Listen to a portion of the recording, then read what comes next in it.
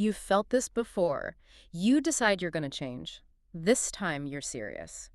You even start strong. Maybe for a few days everything is working. But then you fall back. You stop. And it's frustrating because you actually tried. So you start asking yourself, what's wrong with me? But what if nothing is wrong with you? What if your system was designed to fail? Yeah, that constant internal monologue is just a heavy burden. You Yeah. carry around this nagging belief that you are simply lacking in some fundamental way. Right. You think you just don't have what it takes to stick with something. And that exact feeling is the core mission of our deep dive today. We are pulling concepts from James Clear's work in Atomic Habits. But the intention isn't to just summarize the chapters of a book. The intention is to take apart the mechanics of your daily choices. Exactly. Because when you genuinely want to change and you still can't stay consistent, well, it slowly dismantles your confidence. It really does. So the goal here is to unpack the hidden forces working against you. When you look closely at the science of habit formation, you start to see that your failures are rarely about a lack of character. Right, it's not a moral failing. No, not at all. Once you understand how your biology and your surroundings dictate your actions, you can stop blaming yourself and start actually designing a life that works for you. Okay, let's unpack this. Why does the motivation always seem to run out? You wake up, you feel incredibly driven, you promise yourself that today is the day everything shifts. Yeah, we've all been there. But then 5 p.m. rolls around, you are tired, and that drive is completely gone. Why does willpower fail so predictably? Well, willpower fails because the entire concept of the disciplined individual is, it's largely an illusion. Wait, an illusion? Yeah, I mean, you tend to look at those who are incredibly fit or highly productive, Oh. and you assume they possess some heroic level of self-control. Right, you think they're just pushing through the pain. You assume they're battling temptation all day long and just winning those battles through sheer grit. But when researchers actually study the data on habit formation, they find something entirely different. Oh, wow. So what do they find? The individuals who appear to have the highest self-control simply spend the least amount of time in tempting situations. Wait, really? So they aren't fighting through cravings all day? They aren't constantly flexing their willpower muscle to resist doing the wrong thing? No, they aren't relying on willpower because they don't put themselves in a position where they have to. Relying on motivation and willpower alone is a fundamentally flawed strategy. I love the analogy from the text for this. Relying on willpower is like trying to force water through a bent garden hose. Yes, that's the perfect way to look at it. You have this hose, there is a sharp kink right in the middle, and you are trying to get water out the other end. So you go to the spigot and you crank up the valve. You try to force the water through the kink by sheer pressure. And, you might get a few drops out. You can power through for a few days, maybe a week. But it requires a massive, exhausting amount of effort. You are fighting against the physical resistance of the hose. That is exactly what relying on willpower feels like. And it drains you so fast. It does.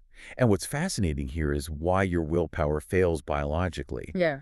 It comes down to a concept called time inconsistency. Time inconsistency. Break that down for me. Sure. So your brain evolved thousands and thousands of years ago in what is called an immediate return environment. Okay. On the African savanna, your actions instantly delivered clear outcomes. You saw a predator, you ran, or you died. Right. Very immediate. You found a bush with berries, you ate them right then, or you starved. Your brain became highly optimized to prioritize instant gratification because that immediate payoff was the only thing that kept you alive. But your daily life looks nothing like that anymore. Exactly. Now you live in a delayed return environment. Yeah. You go to work today, but you don't get a paycheck for 2 weeks. Yeah. You save money today for a retirement that is 30 years away. Huh. You go for a run today to prevent heart disease decades in the future. Right. But your brain hasn't had time to catch up to this modern environment. Your neurology still aggressively prioritizes immediate rewards over delayed ones. I mean, that makes total sense. When you sit down on Sunday night to make a plan, you are making plans for future you. Exactly. You tell yourself, future me is going to wake up at 5 a.m., future me is going to eat a salad for lunch, future me is going to write a novel. And it's remarkably easy to make those plans. Yeah, because the cost of those actions hasn't hit yet. The friction is entirely in the future. But then Monday morning arrives, the alarm goes off in the dark, and in that specific moment, present you takes over. And present, you just wants to stay in bed. Presenter. You does not care about your long-term cardiovascular health or your novel. Present you wants the immediate warmth of the bed. It is a profound biological disconnect. Wow. The costs of your good habits are in the present, but the rewards are in the future. And the exact opposite is true for the bad habits. Right. Yeah. Exactly. Take smoking or eating junk food or endlessly scrolling on your phone. The immediate outcome is a reduction in stress or just a quick hit of dopamine. It relieves a craving right now. Precisely. The cost, the lung disease, the weight gain, the lost time, that doesn't show up for years. So your brain, operating on that ancient survival wiring, naturally chooses the immediate relief over the delayed cost. So if my brain is biologically wired to fail at willpower, if it is actively hunting for immediate gratification, how does any lasting change actually happen? That's the big question. Are the ones who succeed just born with different brains, or is there another factor at play? You have to look outside the brain entirely. You have to look at the space around you. Your environment is the invisible hand that shapes your behavior. The invisible hand. Every habit you have is highly context dependent. You don't operate in a vacuum. hmm Your daily choices are simply responses to the cues placed in front of you. But, I mean, how much of a difference can the environment really make if you are firmly decided on doing something else? There is a striking case study from a Dutch suburb during the energy crisis in the 1970s that answers this perfectly. Oh, I read about this. Yeah, researchers were monitoring energy usage in a specific neighborhood near Amsterdam. The conditions were as controlled as you could get in the real world. The houses were all structurally identical. Okay. The weather was the same, and the residents paid the exact same price for electricity. Yet, researchers noticed a strange discrepancy. Certain homes were using 30% less energy than their neighbors. 30% is a massive difference to chalk up to just a coincidence. Exactly. So when they investigated, they ruled out appliances, family size, and insulation. They found only one difference between the homes. Just one. Just one. In the houses that used high amounts of electricity, the electrical meter was installed down in the basement. Out of sight, out of mind. Okay. But in the homes that used 30% less energy, the electrical meter was located upstairs, right in the main hallway. So they had to walk past it every time they went to the kitchen or the bedroom. Every single day. It was highly visible. The residents didn't receive a lecture on energy conservation. They didn't attend a seminar on willpower. When the visual cue was obvious and impossible to ignore, their behavior naturally changed. So what does this all mean? We like to think we are in total control of our choices, but it sounds like we're just responding to whatever is put directly in front of us. Yes. I mean, I know when I buy a bag of chips and leave it sitting on the kitchen counter, I will walk by and eat a handful every hour until it's gone. Of course. If I had to drive 20 minutes to a store to buy that exact same bag of chips, I wouldn't do it. You are experiencing a fundamental principle of human behavior, the law of least effort. Your brain is a remarkably efficient machine, and it is wired to conserve energy at all costs. Conserve energy. Right? Out of all the possible actions you could take in any given moment, you will naturally gravitate toward the option that requires the least amount of work. Because you were motivated to do what is easy. Always. When you sit on your couch, picking up the television remote requires almost zero physical or mental energy. It is the path of least resistance. Yeah. Compare that to a good habit, like doing a strenuous workout. That requires a massive hurdle of energy. There is a high degree of friction standing between you and the completion of that habit. So how do you actually change? If willpower is a myth, if your biology works against you, and if your environment is pulling the strings toward whatever is easiest, do you just set a massive goal and stare at it until your environment somehow changes? Here's where it gets really interesting. The most effective approach is to completely forget about your goals. Wait, hold on. Forget your goals. Yes, completely. That goes against literally every piece of advice you hear. Every manager, every coach, every self-help book says goal setting is the single most important thing you can do. I know, it sounds counterintuitive. You have to visualize the finish line. How can you tell someone who wants to change to just ignore the goal? Because the goal is just a destination. It is the result you want. Setting a goal is easy. Anyone can decide they want to lose 20 pounds or write a book. Right. Making the choice is the easy part. But the goal itself does nothing to move you forward. Systems are the processes that actually get you there. You can have the best goal in the world, but if your daily process is broken, you will never reach the destination. As the text puts it, you do not rise to the level of your goals. You fall to the level of your system. You fall to the level of your systems. That actually takes all the pressure off the outcome. Exactly. It forces you to look at the machinery of your daily life. If you want better results, you don't need a more inspiring goal. You need to build a better system. Okay. And building a better system brings us back to the bent hose. You have to unbend the hose. You stop trying to force the water through, and you simply remove the resistance. So what does that look like in practice? How do you unbend the hose for your own habits? It is a process of addition by subtraction. You intentionally reduce friction for your good habits and drastically increase friction for your bad habits. Give me an example. Let's use the television example. Yeah. Say your goal is to watch less TV because you want to spend your evenings reading. Relying on willpower means sitting on the couch, staring at the remote, and internally agonizing over whether or not to turn it on, which, based on the law of least effort, you will eventually lose. Because it's just too easy to hit the button. Right. So you alter the environment to add friction. You unplug the television after every single use. Unplug it completely. Yes. It seems like a minor inconvenience, but it fundamentally changes the dynamic. You are taking a bad habit that requires zero energy, and you are forcing yourself to take a physical action before you can engage in it. You could even take it a step further, right? You only plug the TV back in if you are willing to vocalize the exact name of the show you are turning it on to watch. Yes. By forcing yourself to say the intention out loud, you interrupt the mindless automatic routine of just flopping on the couch and hitting the power button. That slight friction makes the bad habit significantly more difficult to slide into without thinking. Okay, that makes total sense for slapping bad habits. But what about starting good ones?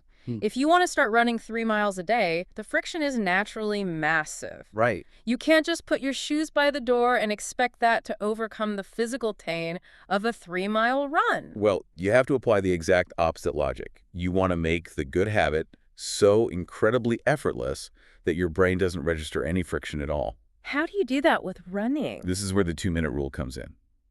When you decide to build a good habit, you usually dream big, which creates a massive wall of resistance.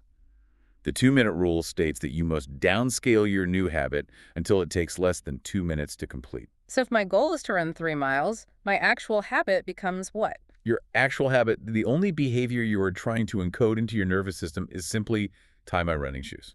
I have to stop you there. Because tying my shoes isn't going to improve my cardiovascular health. It isn't going to help you lose weight.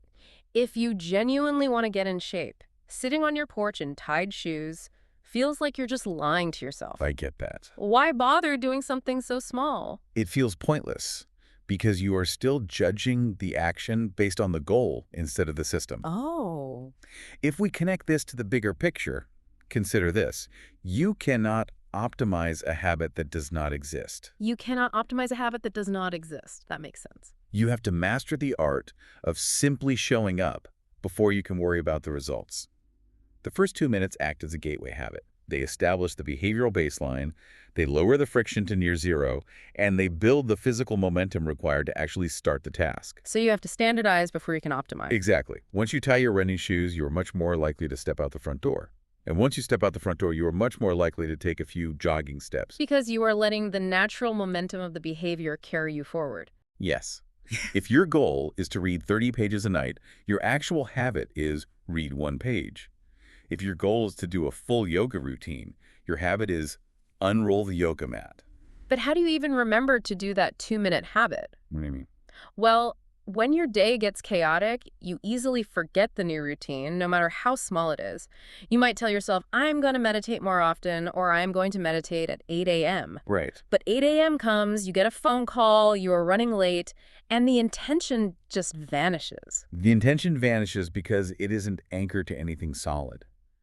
To fix this, you use a tool called habit stacking. Habit stacking. Yes. It removes the ambiguity of time and place. Instead of relying on a vague schedule, you tie your new, tiny habit to something you already do on absolute autopilot.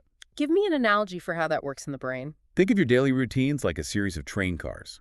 Your current habits, the things you do every single day without thinking, like making coffee, brushing your teeth, or walking the dog, are heavy freight trains moving at full speed. They have massive momentum. Exactly.